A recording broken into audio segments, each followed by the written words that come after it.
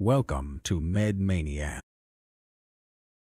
Hello guys, ఈ వీడియోలో మనం PG CET and GPAT qualify అయిన స్టూడెంట్స్ వాళ్ళ ఎంఫామ్ స్టడీస్ కోసం ఫీజు రియంబర్స్మెంట్ పొందాలి అంటే ఏం చేయాలో తెలుసుకుందాం.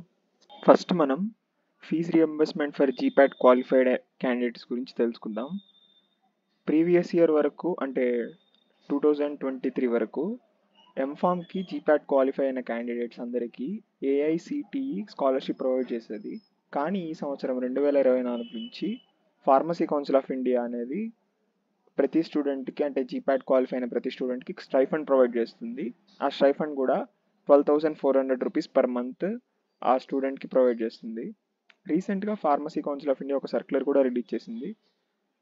ఆ సర్క్యులర్లో ఏముంది అంటే ఎప్పుడైతే మన కాలేజ్ అనేది స్టార్ట్ అవుతుందో అప్పటి నుంచి స్టైఫండ్ పడడం అనేది స్టార్ట్ అవుతుందని మెన్షన్ చేస్తున్నారు. ఇక్కడ చూస్తున్నారంటే disbursement of GPAT scholarship to GPAT qualified students for the year 2023 and 2024 and 2025.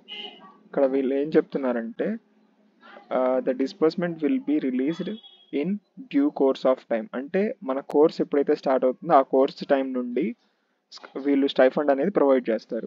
ఇప్పుడు పీజీ సెట్ క్వాలిఫై అయిన క్యాండిడేట్స్ ఎంఫామ్ అడ్మిషన్ స్కాలర్షిప్ పొందాలంటే ఏం చేయాలో తెలుసుకుందాము.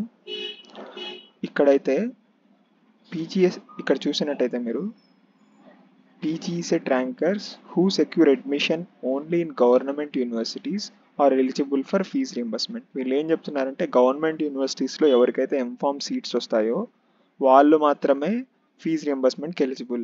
సో అంటే ప్రైవేట్ కాలేజెస్లో మీరు కింద సీట్ కొట్టినట్టయితే మీకు స్కాలర్షిప్ అనేది ప్రొవైడ్ చేయదు government for APPG CET qualified candidates.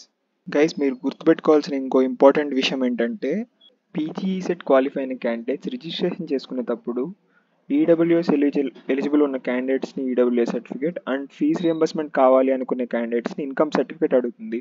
So మీరు అప్లోడ్ చేసేటప్పుడు latest EWS and income certificate upload చేయండి. గైస్, కోర్స్ సెలెక్ట్ చేసుకునేటప్పుడు ఇంకొక ఇంపార్టెంట్ ఫ్యాక్టర్ని కూడా మనం కన్సిడర్ చేయాలి.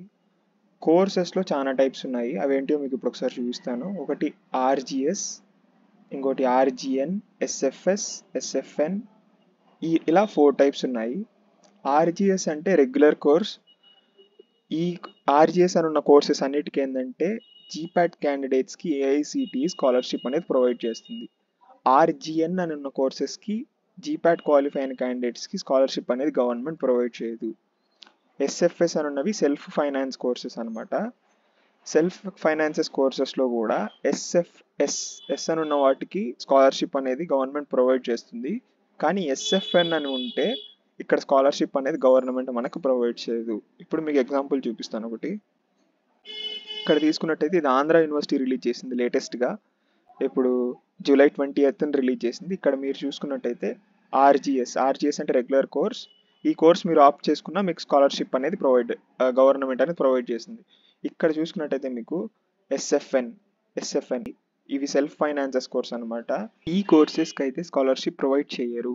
ఆ కోర్సులు ఏమేమిటి అంటే MPharm in regulatory affairs, MPharm in pharmacy practice and Pharm D PB. ఈ 3 కోర్సెస్కి ఏఐసిటిఈ స్కాలర్షిప్ అనేది ప్రొవైడ్ చేయదు.